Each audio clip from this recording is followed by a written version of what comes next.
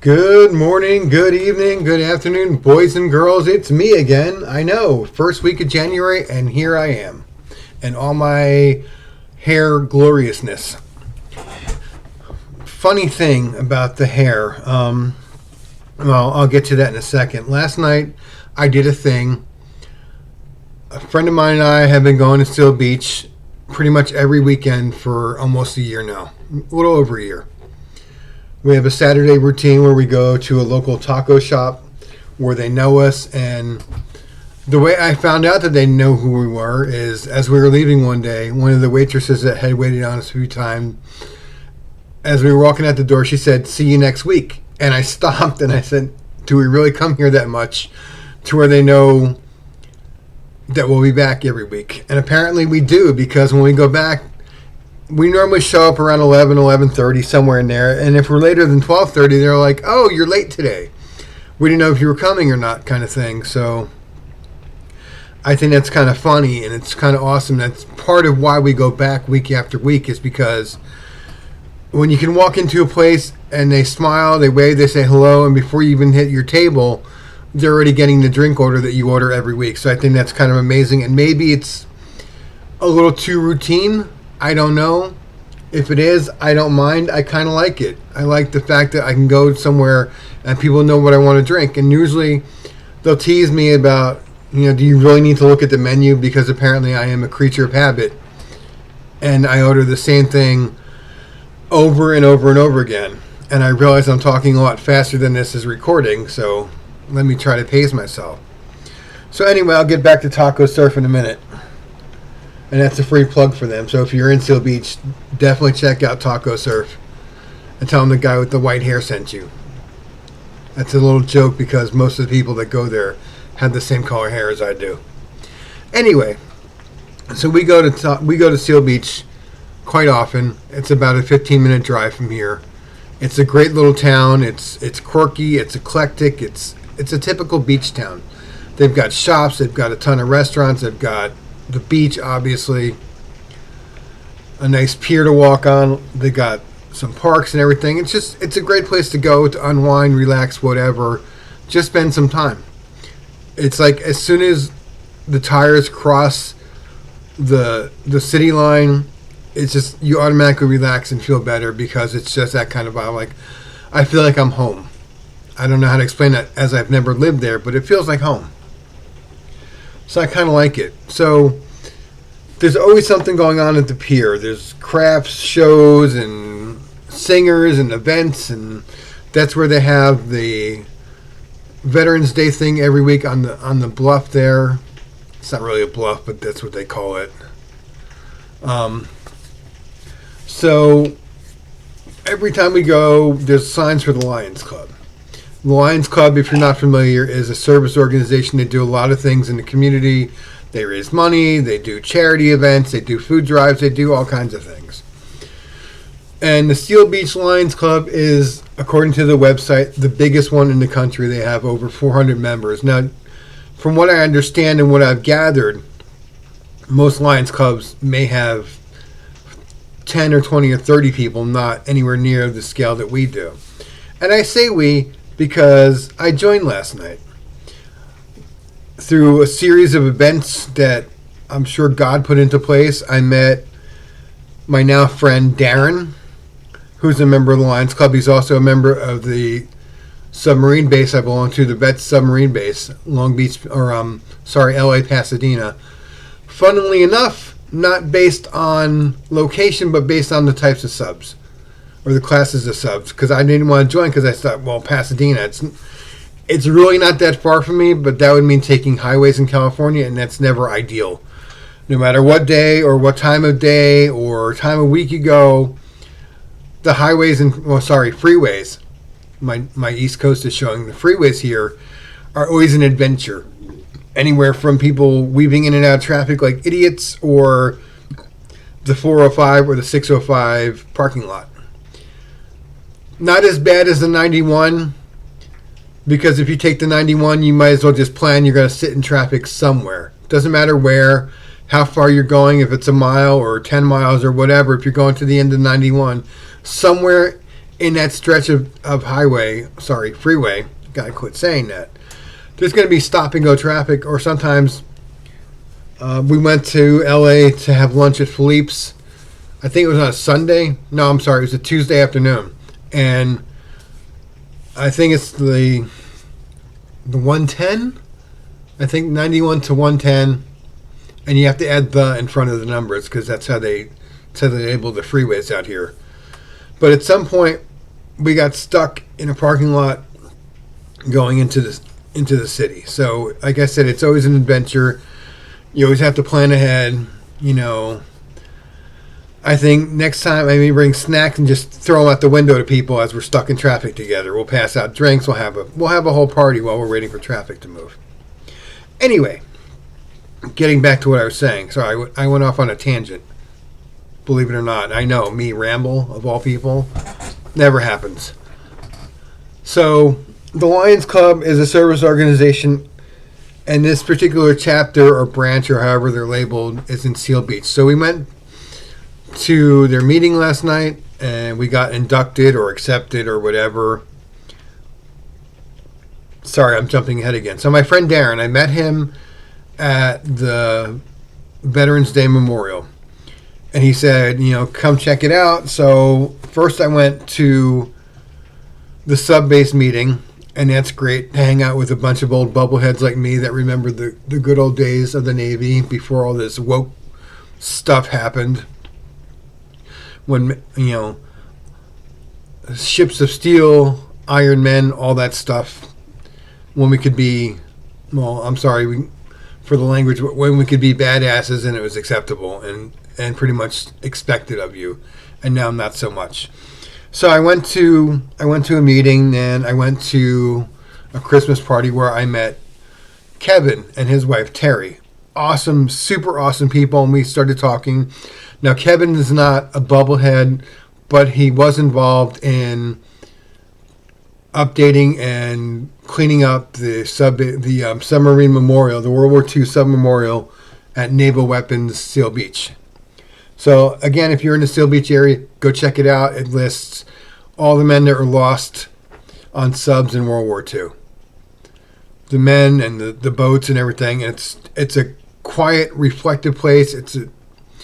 I don't want to say it's a great place to go to because it's not that kind of place. But if you want to go and stand in awe of the 200-plus men that were lost, some were never recovered. The boats were never recovered, so they're permanently on patrol.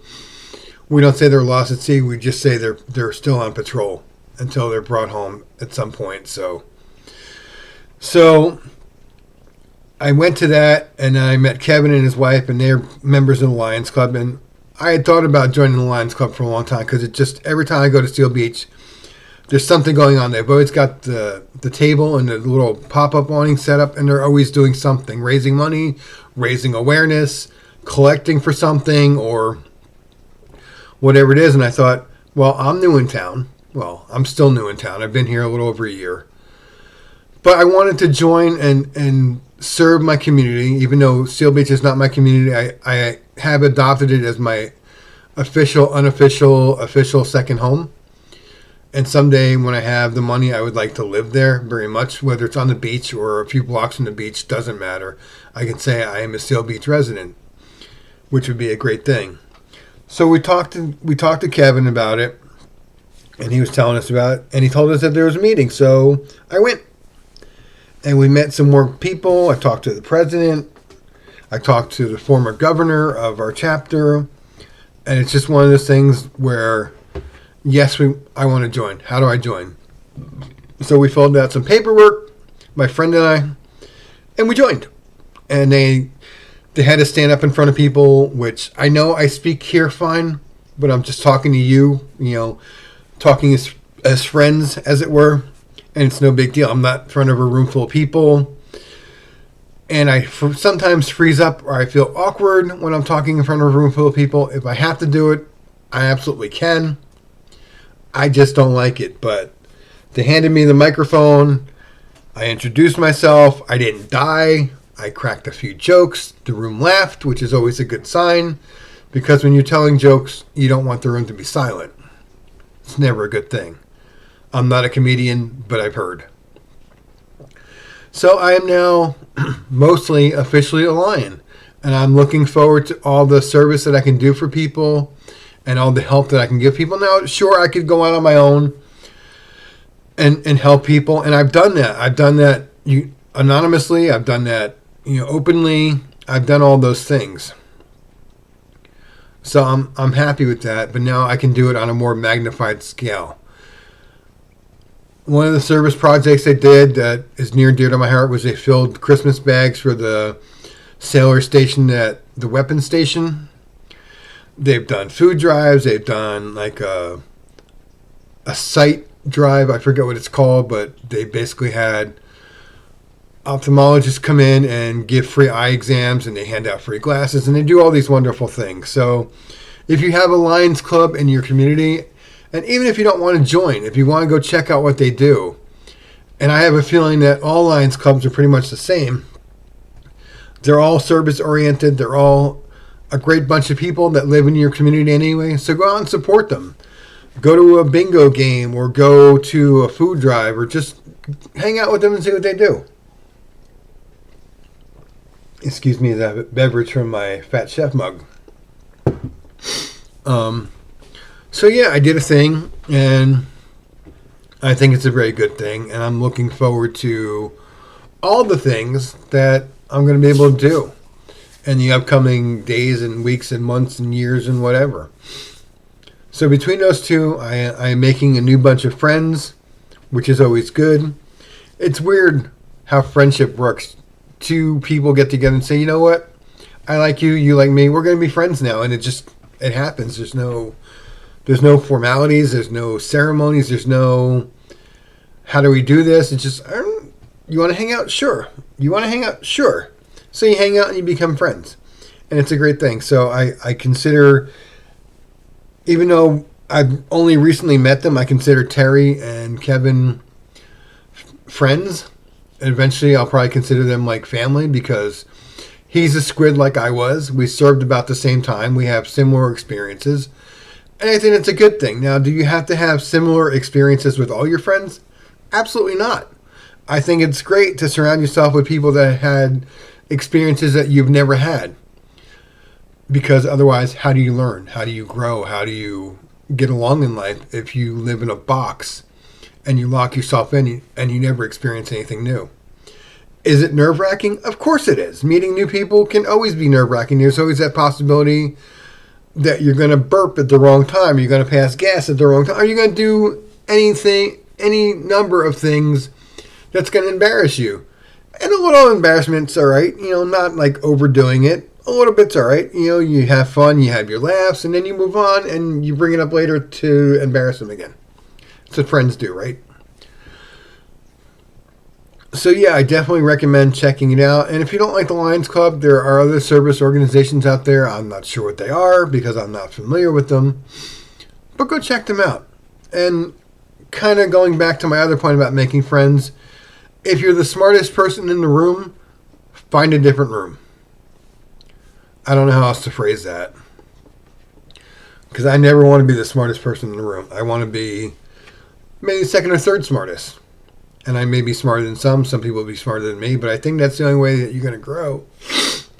Spiritually or emotionally or mentally or any of those things. The only way you're going to get better at stuff is if you surround yourself with better people. I'm not saying that you're lesser than they are or they're more than you are or whatever the case may be.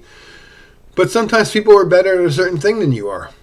I'm very good at technology things, and I'm very good at other things and crafting things and whatnot. And there are people that are not as good as I am, and there are people that are better than I am. And I surround myself with those people. I join Facebook groups. I join YouTube channels. I join all these things so I can learn from other people that have more experience or better experience than I do. So enough of that. I will put the soapbox away now.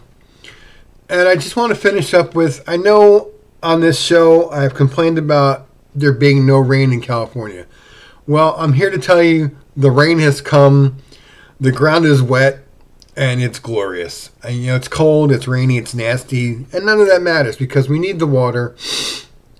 Our reservoirs are like stupid low, and I won't get into that now. I will briefly say that people north of us suck, and they've blocked the water that flows from the mountains down to here so they can grow their soybeans, or I don't know what they do up there. But there are people up there blocking the water from down here. The San Gabriel River used to be full of fish, and it's not because they blocked it off. And I drive over the river almost daily some weeks, and it's basically dried up. And all like the LA River used to be full of water, and it's not. It's just a little trickle now, or basically a trickle. And any one of the LA rivers rivers, they run through the city here, heading toward the ocean. But any of them that you drive over, there's like basically no water. And this week they're full, and they're beautiful, and I hope it keeps up for a little while longer. And I hope that we can do something about the idiots up north of us that we don't like down here in Southern California. And look at me, I've been a California resident for a year and I already have opinions.